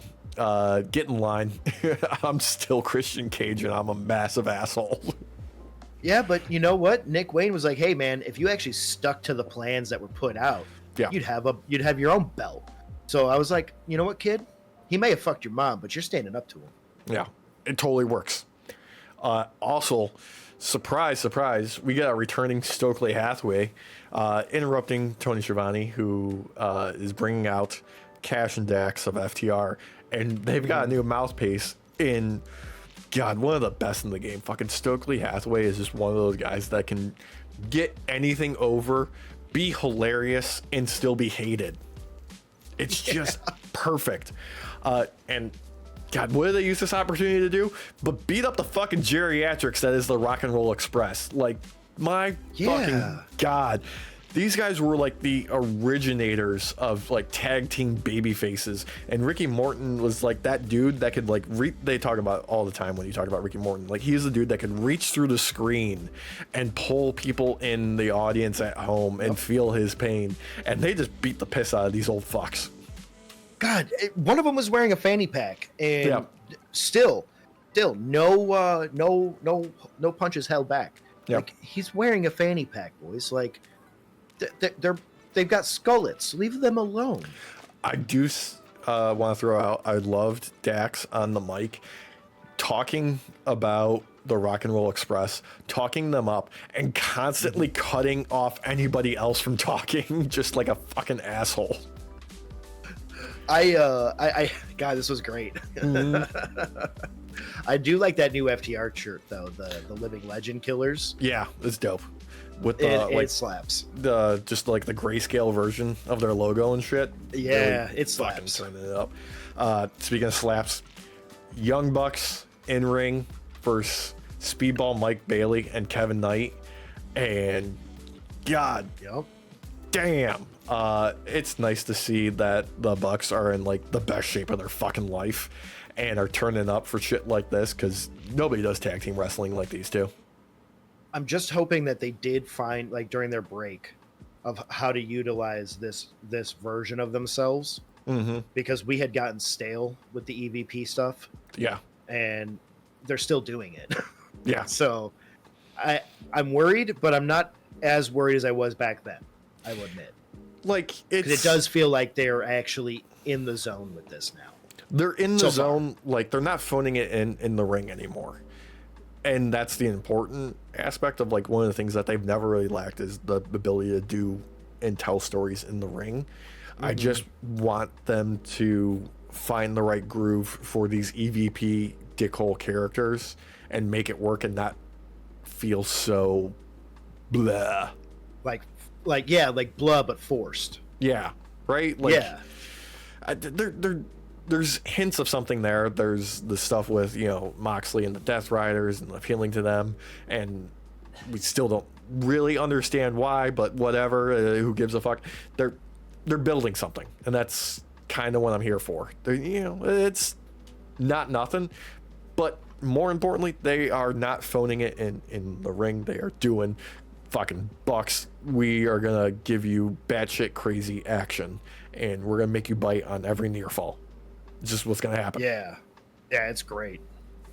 Also great, MJF. He's now got 2 thumbs up for the Hurt Syndicate, and Bobby Lashley stealing his car. Yeah, that spot was fun.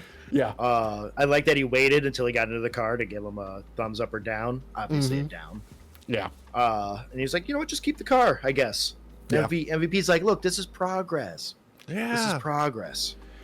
It's progress, which also led to Renee interviewing Hangman backstage and MJF fucking interrupting and Hangman calling him a dumbass, which I love that has become Hangman's catchphrase, is just calling people dumbass. I know. Oh God, is it so good? And God, yeah. It goes right well into the next thing too. The Will Ospreay and Brody King, for some reason, have been made a tag team to take on Konosuke Takeshita and Josh Alexander, and just I fucking love Brody King. Yep. And Brody King using his tag team partner Will Ospreay as a fucking weapon is amazing. Like, just picking the dude up out of the air and slamming him into other people is fucking awesome. Dude, it was so good. I really enjoyed this. I was surprised at how well they actually worked together as like a tag team. I didn't know how it was gonna be. Yeah. But you pair these two up, and all of a sudden you've got like a perfect pairing. Like you have some gold here if you really wanted to go this route long term. Yeah, and just the great like development of the Callis family is expanding, because we got the turn from Rocky Romero deciding, you know, fuck all y'all, I'm in it for me now, and the surprise return of Trent Beretta. Fuck yes, like. Okay, Don Callis' family is just fucking massive now, so we might get a fucking blood and guts match with them in the future, which, great, because every time Kyle Fletcher makes an appearance, he's even better than the week before when you saw him. I can't wait to see what he fucking does in a fucking no-rules bloodbath like that. Oh yeah, same. I'm expecting some great stuff to come out of this. I love Callis. Every time he puts the mic on to go talk with commentary, it's always great. So, well, he remembers the key rule of being a heel is if you're gonna, you know, drag somebody down with insults, you still gotta put them over at the same time. Like, he's always building up the face characters and reminding people that they're amazing athletes and pro wrestlers, but then he also fucking insults them and their families and wherever they came from at the same time. Oh, I know. Yeah. Like God, he's a master on the mic. I love it. And then main event, we got another women's main event. Women's Owen Hart Foundation tournament. Chris Statlander, Jamie Hayter, something people are always got time for. Just great fucking hard hitting shit, you know. Yeah. There's a fantastic Samoa Joe-esque nope spot from Hayter when Statlander went to do a dive from the ring apron on the outside, and she just fucking walked away just perfectly. It was like a moonsault, I think. Yeah, but good, hard hitting shit. And now we're getting Jamie Hayter versus Mercedes Moné for the women's Owen Hart tournament. Fuck yeah. I'm here for it. This match slapped. Yeah. I love Chris Statlander. You're always going to get a great match from Chris. She gives everyone their best match. Just what it is. Yeah. But I didn't know how good Jamie was, really, until this match here. Because I don't know how the last time I've seen her actually wrestle. The previous, I think it was on Collision, was her previous match in the Owen Hart tournament. Yeah. Oh, okay. Yeah, because Yeah. I was gonna say, because I don't always catch every Collision. Mm-hmm. But yeah, dude, this match was great. This was one of those that it kind of reminds you that a lot of people have some issues with Toni Storm. And they're kind of like doing some fun shit with it at the same time. Oh yeah, Like, yeah. oh God, they can keep building, and the one thing that I don't want them to lose sight of is Athena and Mercedes Moné, because that match was so good. I want them to run that back, and I don't want her getting forgotten about at all, because that shit was so good. I want more of that. That was a great match. That Yeah. one slapped hard. Mm-hmm. So I'm enjoying. It's funny because like, there's always going to be like ups and downs with each promotion. Yeah. I feel like where WWE is starting to stop faltering so much is with the women's division, Mm-hmm. and for AEW, they've been sprinting for a while now with the women's division with theirs. Yeah. And this just like this Owen Hart tournament has gone to show it. Yeah. Like, I honestly, I gotta say, like, AEW since the beginning of this year, no misses. Yeah, seriously, there's a lot of stumbles going into the end of 2024. Mm-hmm. We had a lot of gripes, Yeah. but 2025, other than like some little things here and there, overall, like other than like the Death Riders for me. Yeah, the Death Rider is getting stale, but we had that fantastic moment with them losing the Trios Championship that, Yep. like, just made it so fucking worth it that, like, okay, you know, there's still something on there that we can make the most out of. That and like they're finally showing some like chips in the armor Mm-hmm. of the Death Riders. Like Castagnoli has an anger issue. You can use Yeah. that against them. Before they seemed impenetrable, and that doesn't seem to be the case anymore, which I'm happy with because I was tired of them looking perfect or Yeah. them being treated as if they're perfect. Yeah. Combination between them losing the titles and Pac unfortunately getting real life injured does like kind of signal the end of like their reign at the top. And like, as long as they, you know, get a decent fucking payoff at the end of the day, we'll probably look back and say, you know, it was worth it. Oh yeah. Yeah. Yeah, I would say so. Like, as long as we get like, because what we're getting is the ops being like sprung to the top right now. Mm-hmm. And I was saying like a month ago that the ops were probably the guys that I could see toppling the Death Riders, and it seems to be that's what's happening. Yeah. So The addition of big powerhouse Will Hobbs really cemented that too. I got to ask you boys this: didn't it just feel right for Powerhouse Hobbs to be a part of this? Like, why wasn't he a part of this sooner? That's like Tony Khan's like superpower, is making combinations of people that you didn't think of, but once you see it, it makes all the sense in the world. Dude, it's like a perfect fit. He like, it just makes sense. Like, oh my god. This is the type of trio now where it makes sense that they could take on the Hurt Syndicate as well. Yeah. Yeah. Maybe an MJF laden Hurt Syndicate, but the Hurt Syndicate nonetheless. Oh god, yeah. So Give it to me. I want it. They're building to it. I want it. It's gonna be so great. And then Bobby Lashley's gonna kill MJF, and it's gonna be awesome. it's going to be a trios match between the ops and them. In mid-match, Bobby Lashley's going to look Samoa Joe straight in the face and then turn around and literally rip MJF in half as if he's Omni Boy. God. You Now they're feel that? Your skin is stretching to the point where it can't return. Now, unfortunately, there was one really unfortunate thing that happened this week, and that is the WrestleMania roast happened. It was not supposed to be recorded. They were supposed to have phones and bags, and the audio got leaked. And I am sorry for anyone who paid money to see that, because that was some of the most off-color, unfunny shit I've heard. Like, it's one thing to work blue. It's another thing to just not be fucking funny. It didn't sound like anything fucking landed. And unfortunately, Charlotte Flair was the target of a lot of poor taste jokes. That's unfortunate because like we've made fun of Charlotte here. Yeah. The night off, and we also don't land jokes. Mainly me. Yeah. But we're not her friends. No, and also we still treated her with respect. Yeah. Because the Queen Nepo baby has earned respect to some degree.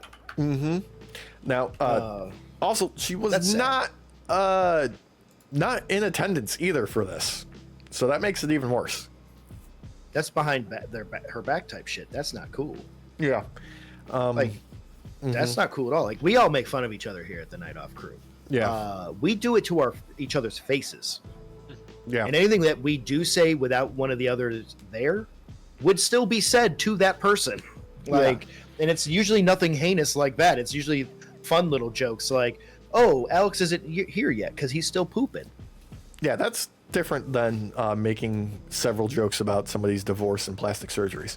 Yeah, or like, Derek's not here. He's late. He probably got taken by the Martians. Yeah. Last time it was the dog running around in the front yard and got away from you.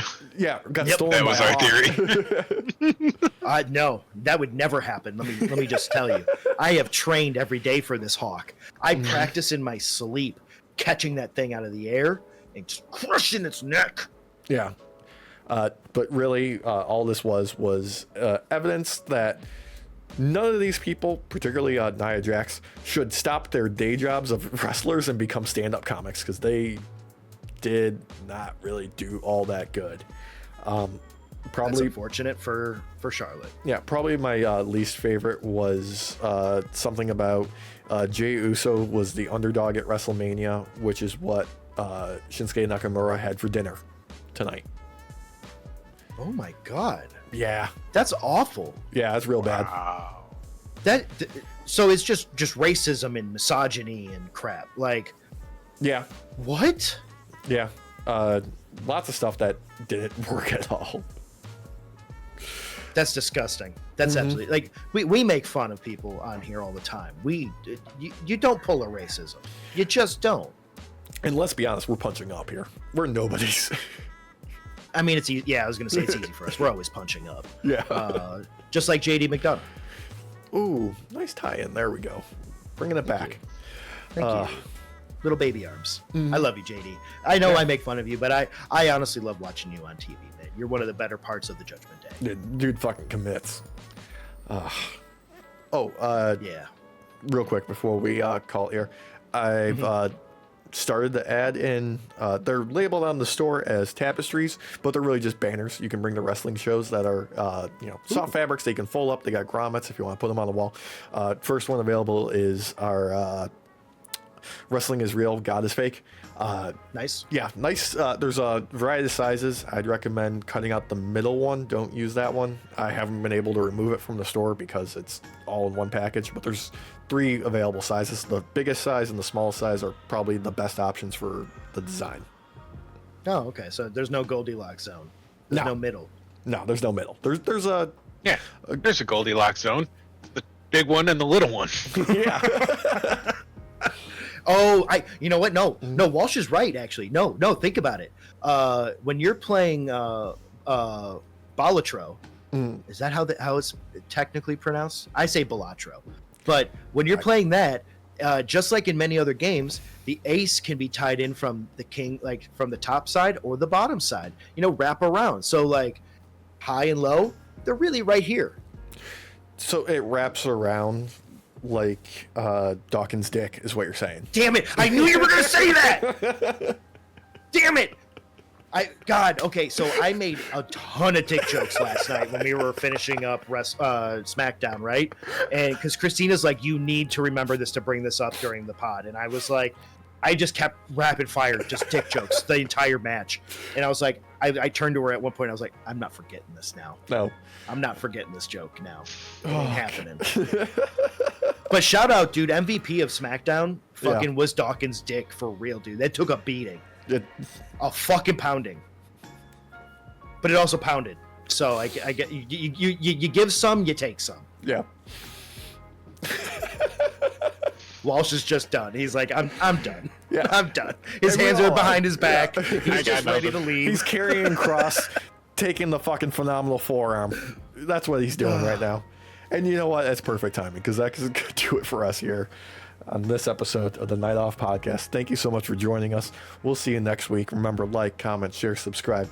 Everything that I talked about with our merch, that's in the link in the description below. And we'll see you next week where, God, we're going to go rapid fire right in the Backlash because we're like 2 weeks away from that. Yeah, it's weird how close it actually is. It's a little jarring after coming off a 2-day WrestleMania. I know, it's fucking insane, right? But we'll see you next time. Only thing left to do is say goodnight, boys. Good night, everybody. Buenas noches, Night Shift. Dawkins' dick. Fuck Dawkins' dick. Literally. Please. There's several people who want to. Probably after that match, yes. Hey, you could probably take them all on at the same time. I don't know, dude. It's such a big dick. That's probably scary. That's probably scary.